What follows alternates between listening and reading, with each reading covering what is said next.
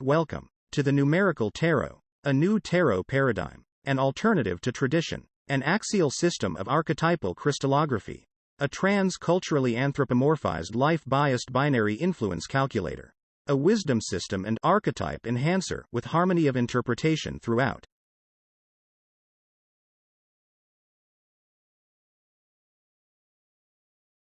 A lot of people study the symbols and icons of tarot from a historical, anthropological, psychological, or even religious perspective. The problem with these approaches is that they carry with them a lot of bias: cultural, racial, ethnic, religious, linguistic, etc. The numerical tarot approaches the study of tarot from a completely different perspective, choosing instead to employ logical, geometric, and abstract mindset. In this study, logical geometric juxtapositioning of intangible abstract concepts is considered the purest, most trans-cultural form of inquiry that could be applied to the tarot.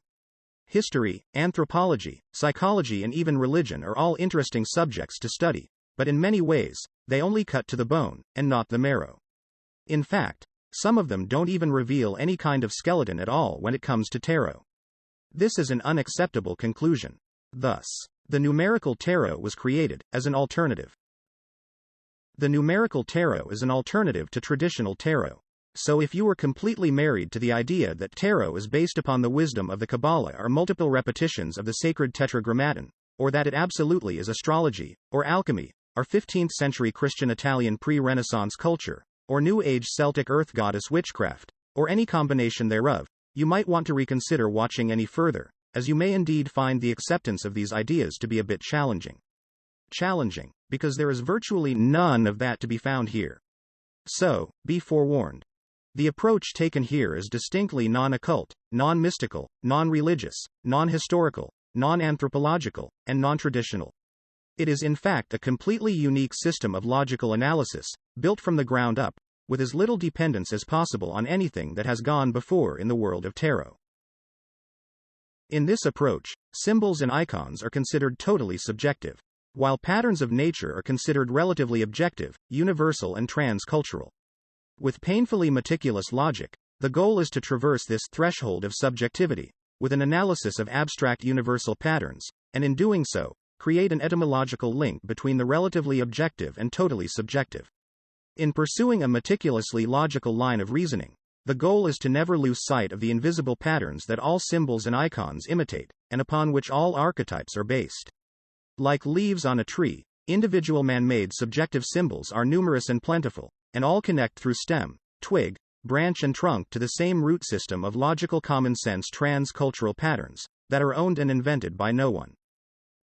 In this study, tarot absolutely is anthropomorphized and otherwise embellished patterns of nature, i.e., invisible lines of force made visible by humans for the sake of humans. Thus, every symbol and icon offered is traceable to an invisible, abstract pattern in nature or part thereof. If one takes the time to follow the path of logical analysis backward, from leaf, to stem, to twig, to branch, to trunk, to fundamental elemental root patterns.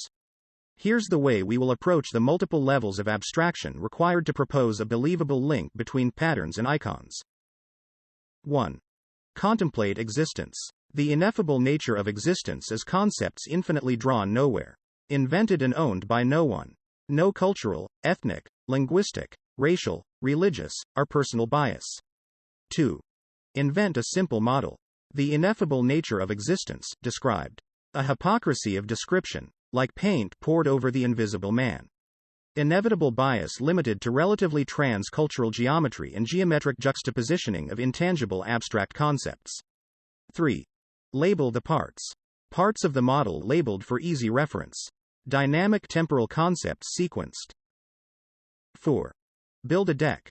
A logical evolution of ideas. All permutations of opposites covered.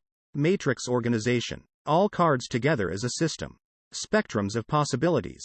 Language meticulously sorted. Balance, symmetry, contrast, and consistency in a deck design. 5. Draw the symbols.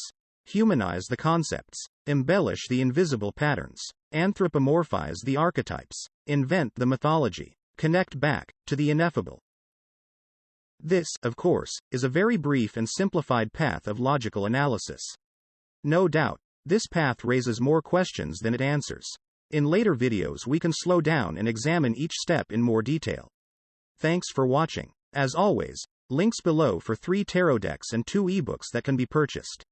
And, if anyone wants to collaborate on drawing a deck that uses this system, do not hesitate to contact me. In the next video we will start by elaborating on the creation of an abstract model of existence and how it gets translated into that organizational matrix of tarot cards in a deck.